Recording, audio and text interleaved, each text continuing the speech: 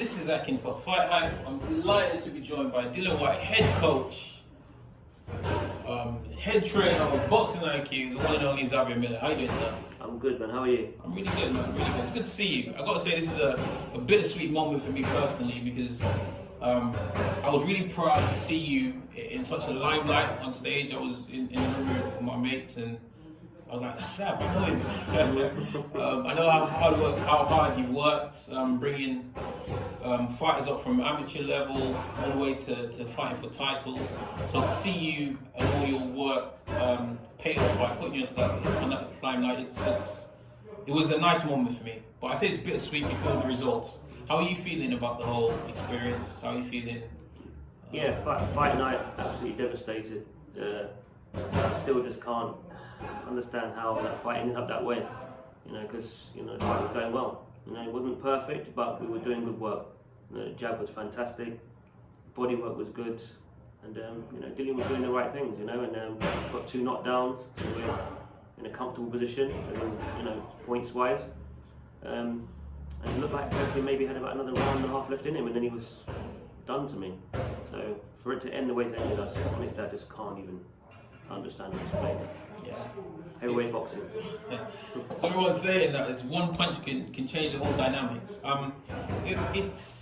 I suppose the world is wondering why Dillian opted for someone with that is relatively unknown in the casual scene. But in terms of what you've accomplished with the amateur boxing club, with what you've done with people bringing them up to you're well renowned. So we live in a society with blame culture, and everyone is saying, well, you should have gone for someone more experienced, etc. How does Dillian feel about this whole thing? Have you had a chance to connect? Have you had a chance to talk? Are you confident in how everything went? How are you feeling? Yeah, I speak to Dillian every day. We've spoken every day since the fight as well. So, me and Dillian got a very, very good relationship. We do nothing but talk boxing. I say this, boxers know. When a boxer is working with a coach, they know exactly who they want to work with. They know how good their coach is. People on the outside don't really know, so everyone knows who I am now. But I've been doing this for years. Been on the big stage a lot of times. Been well schooled. Got a good mentor in Don. Who's put me in the corner in big fights.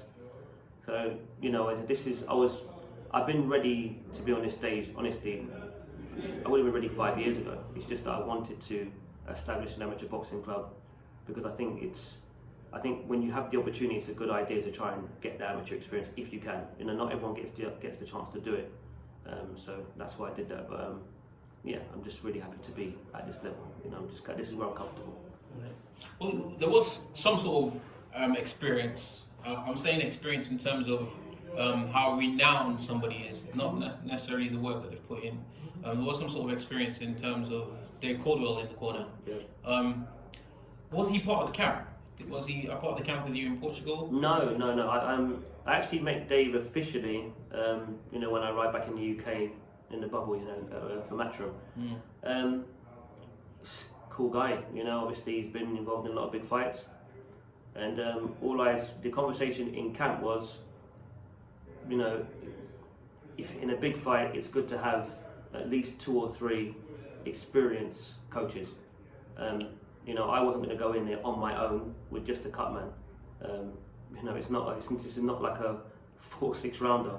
This is a very big fight. So, I just said to Dillian, we need another guy in the corner, experienced guy that's been on that level before, been in big fights, and Dillian knows Dave, knows him quite well. Called him and asked him, and Dave was happy to do it. So the suggestion was from you, it wasn't just thrust upon you? No. I asked for another experienced trainer because the era I'm coming from, I'm watching Holyfield, I'm watching the Duvers. You got Duvers, you got Georgie Benton in the corner. There's normally two. Your brain trust has to be strong. On fight night, we all see different things. It's better to have 4 sets of eyes, 6 sets of eyes, rather than just 2. So that was the reason why I said, bring another guy in. Because I already had, obviously, Magic has been with Dillian a long time. One of the best cutmen in the business, one of the best hand wrap guys there's around. So I was confident in that area. but I said I would like to have another person there. And obviously, because of the restrictions in the corner due to COVID, you can't have your normal 4 in the corner. You only have like either 2.5 seconds or at the most like 3. Right. So that was the reason why, you know, I asked for another experienced person in the corner. Cool. And at the same time, the guy who's normally in the corner with me, Nick, he got married the weekend, so he wasn't able to be in the corner. Normally fight day, Nick deals with a lot of things for me. Right. So it's always good to have the experience. Okay. So how does that work then? If I think of an analogy, if I'm talking to my child, my daughter, and I'm telling her off, and her mum gets involved, she tries to give some sort of input. She gets confused. She doesn't know who to listen to. Are we still on the right path? Even though we're aligned and we know what we're talking about, sometimes we're given different directions. Yeah. Does any of that come into play? Does he listen to a singular voice, or does he feed from what one person is saying but know who he's ultimately listening to? Yeah, I think the best way to answer that is on fight night, I'm in the corner with Dave, and to me, Dave is giving Dillian good advice. He's not saying anything that was like contradicting to what I was telling him. I thought that we were in unison and we were working together. You know, good fighters, they take what information they need from the corner and they use it. Dillian was focused. He was listening to us. Dave wasn't always talking. He only jumped in when he felt, you know, he had something to contribute. I like what he was doing in the corner. You know, I like what he was doing. Me and Nick are used to working like that. It's only when you've got someone who's a bit too overbearing, then it becomes a problem. But there was never a panic or a problem in the corner. You know, Dave was giving him good advice about his legs, his stance, you know, and we were both just reminding him to be aware, you know, use your jab. You know, so I thought, considering I'd never worked with Dave Colwood before, and I only met him a few days before the fight, honestly, in the corner, I've got no excuse whatsoever. The three of us worked really well together. You know, so yeah, I've got nothing but respect and obviously appreciation for Dave coming in at short notice. To be honest with you, we've known for a long time who we were going to have in the corner, but knowing who you're going to have in the corner and then doing it on fight night is two completely different things. Right. And so you have to give the guy credit for coming into the team, helping out, offering advice when needed, and doing his job. And so I've got nothing but respect for Dave Colwood, and I've already called him, I've spoken to him on the phone already, and thanked him for helping out on the night. No, brilliant. Okay, let's get into the fight. So, round 1, Dillian comes out, establishes the jab, takes the center, seems to be doing well, but all he did was establish that he was the boss of the center. Coming out in round 2, it looked clearly like he'd made adjustments, started attacking to the body. Is that testament to how well he responds to direction from you? Was that something that you picked up on particularly? Was that the game plan? What was going through your mind in second 2 when you saw those adjustments? Yeah, Dillian he's one of the easiest fighters I've ever had to coach.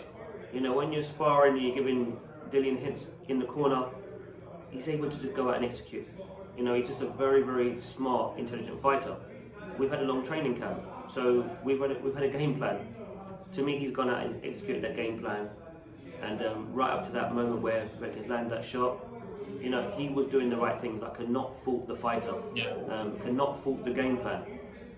So, yeah, I mean, me and Dillian have got a very good relationship, and obviously, you can tell, you know, if you're around us, you can tell there's respect between us, and it's just all business. And yeah, he did a good job. So the game plan, it was portrayed as maximum violence, but he was obviously really calculated in terms of what he was doing. He was picking his shots. He saw success to the body. He kept going there, and ultimately he put Povetkin down twice in the 4th round. How pleasing is it? I know you've sort of alluded to this already, to have someone stick to a game plan, because a fighter can make a game plan change, he's not panicking, etc. So coming back into round 4, he's scored the 2 knockdowns. Did you think job done? I thought maybe a round and a half more, and Povetkin, either maybe his corner would have said, you know what, well, you get dropped again, it's going to be a problem. You know, the body shots seemed to be wearing him down. He seemed to be breathing quite heavily. And Dillian hadn't even started breathing heavily. It was like, because he was in really good condition. So to me, he was just going to get stronger. And you know, I thought Povetkin was in trouble. You know, obviously he showed signs that he was still dangerous. but he did look like another round or round and a half he wouldn't be there anymore. So that's why I'm so shocked with the result, because it's the last thing that I thought could possibly happen from where we were. Yeah. As I say, before the fight, if some picked Povetkin and some picked Dillian, it was fair, because Povetkin had been up at that level. Yeah. You know, gold medalist, former world champion. Yeah. Dillian's working his way up there. Yeah. You know, so on paper, it's a very, very close fight. Yeah. But when you watch the first 4 rounds, Didn't look that way. So obviously, we did something right up to that point, but because of how the fight ended, I can't have any excuses. Yeah. I mean, I think back to when AJ fought Ruiz the first time, and he had him hurt, and his default nature is to rush in and finish the job. And I think he even alluded to that on the Sky Sports commentary, that if you have someone hurt, you go in. Sometimes it works for you, sometimes it doesn't work against you. So coming back from the 4th round, he's knocked him down twice. Are your instructions, get him out of there, or be patient, take your time? Keep doing exactly what you've been doing. If you're in control and everything's working and going well, keep doing what you're doing. Now, obviously, now the fight's over. When he knocked him down the second time, could he have jumped on him? Possibly. I can't be mad at anybody for having that suggestion, but it's easy to say that now. Yeah. It's easy to say that now. Yeah. You know, Joshua, you know, he hurt Ruiz in the first fight, he went in for the kill, got touched. It happens. So it's okay saying, go in, but during that fight, who was the boss on the outside? Yeah. I mean, the fight, the punch that actually won it for Povetkin was such an unusual shot. It was an unusual sequence of action. To throw a left jab, slip, you could almost see Dillian brace for what was coming next, which is what Povetkin's renowned for. The left hook to the body, the left hook to the head. You wouldn't ever expect someone to come up from the middle.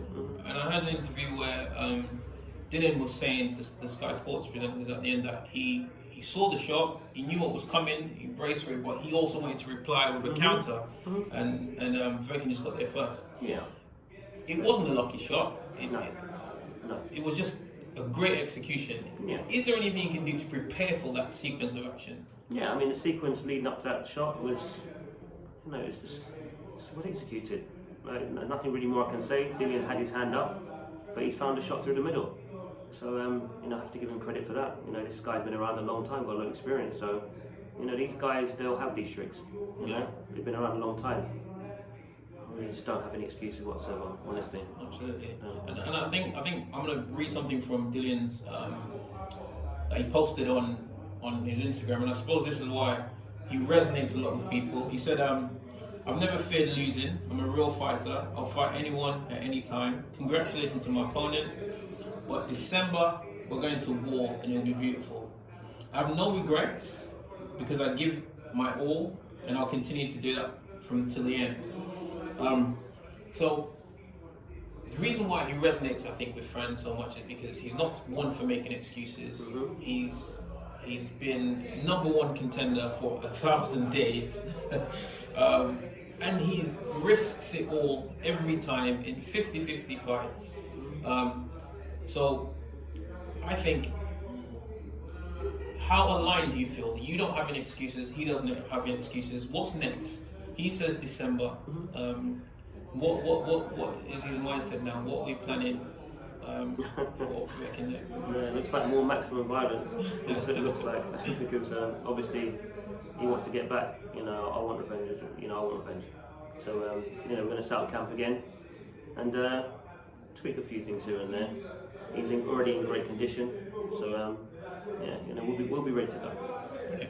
Richard Sullivan said that he would support the immediate rematch clause. Ordinarily, there's a rule in place for WBC that they don't accept immediate rematches, etc. But he said for this one, he can't see why it wouldn't be approved pending any medical suspensions. Does Dillian have any medical suspensions, and will he be allowed, or will he have enough time to get ready? Oh yeah, he'll have more than enough time.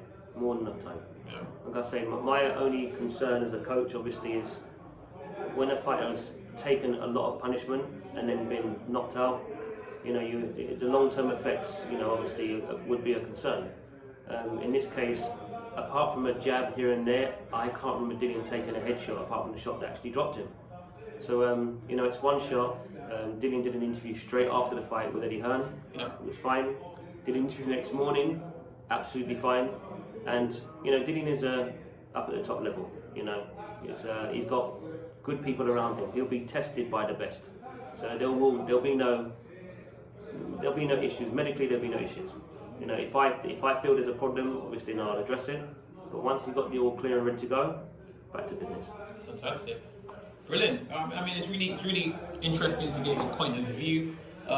You've been away from the UK for a while. 5 months. You're back at the IQ boxing, and I've seen you talking to some boxers out here. People getting ready. People like Yusuf Kamari. He's on the bags, looking as sharp as ever.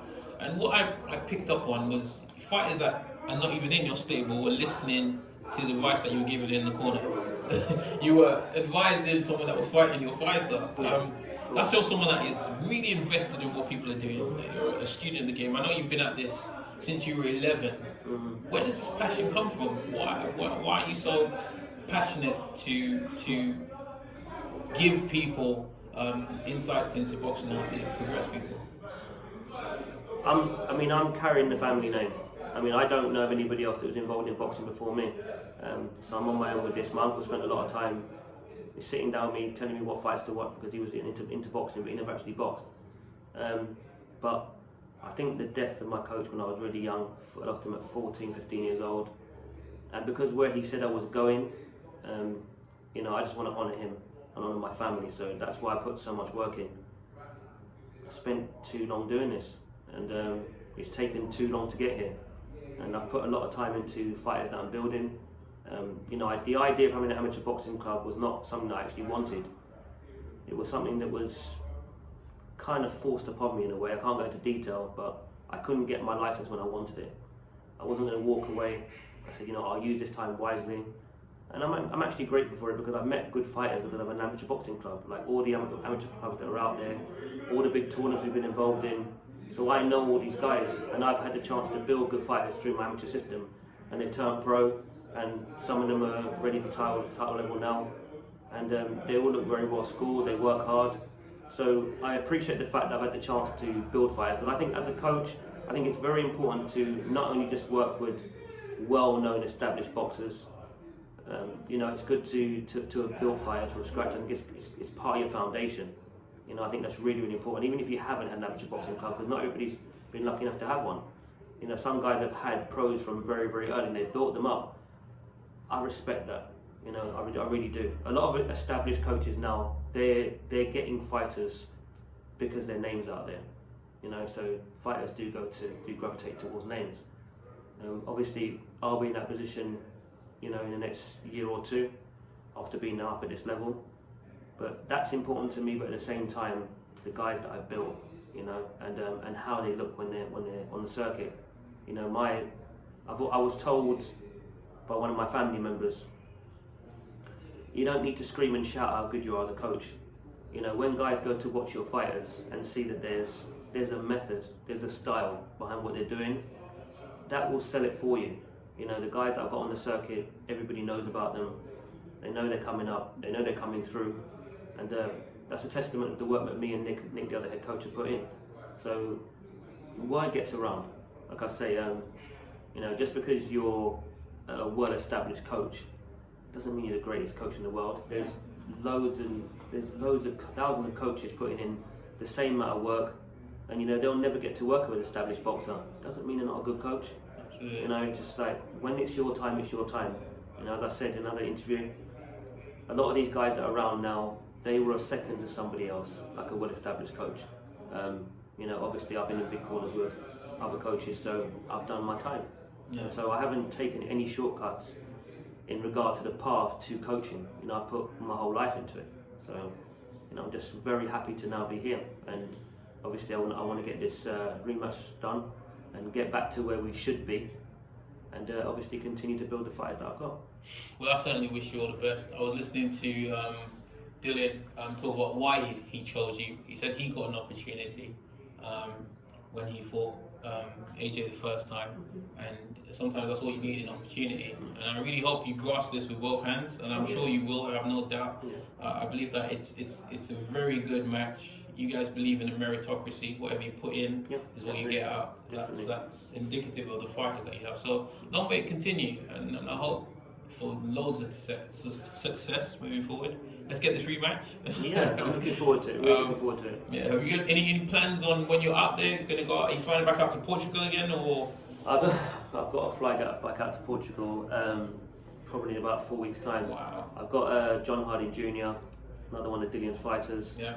He's in an English title fight soon, so I have to get that fight done, and then I'll probably be flying out straight away. You know, it's a busy calendar. You know, even though this year has been so strange, you know, I've never witnessed anything quite like it. Absolutely. But I've been so busy. You know, I haven't had 5 minutes to myself. You know, even since I come back on Sunday after the fight. You know, just rushing around trying to see family. You know, I haven't seen my son like for 5 months. So yeah, it's been busy, and it's been good. It's been productive, and you know, happy to be here. Happy to get this rematch. And it gives me even more time to work with Dillian, because obviously when we went out to Portugal, I was a second. You know, he already had a head coach. Things happened, and you know, I stepped up. But you know, now I'm going to get, I would say, even more time. You know, to work with Dillian, and for us to gel and bond, because that's important for a boxer and a fighter. Yeah. But yeah, all good. All good. I'm happy to hear that. Yeah. Can I give a quick shout out to my sponsors? Of course you can. Of course you can. You know, first of all, I'll give a shout out to Tiger Bay. Honestly, they were looking after me while I was out in Portugal for all this time. These guys have been great. You know, along with Ealing Boards and Timber, they're my main sponsors. My team. What does Tiger Bay do? It's a restaurant and shisha lounge. So. Oh, God, yeah. Tiger Bay. I reckon wants to come and see you. No doubt. I mean, the two branches they've got is in Kingsbury and Hanger Lane. So, but yeah, great guys. P, Mub, Sunit, they really look after me. Anything I need, they always say to me, "Do you need anything? Do you need anything?" And you know, I have to give them respect, because they came here early in my journey when I first opened this club, and I told them my story and what I wanted to do and where I was going to get to. Yeah. And you don't have to, like, they didn't have to believe in what I was doing. You know, I was just another coach. Yeah. But they did, and hopefully they get rewarded for it, because I'm putting their name out there, and respect to them.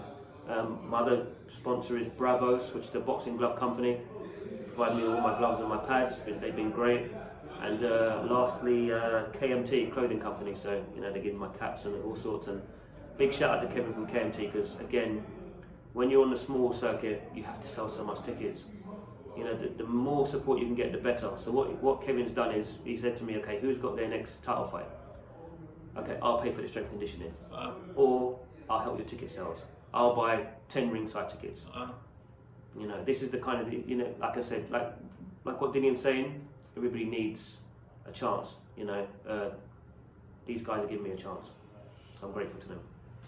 I'm grateful to you. I really appreciate your time. Thank you for availing yourself. I know you're a hot potato at the minute. Everybody really wants to get hold of you. But yeah, thanks for talking to FightHype. Anything else you'd like to add? No, just yeah, you know, listen, just tune in for the rematch. Yeah, don't worry. Xavier Miller, appreciate your time. Thank you.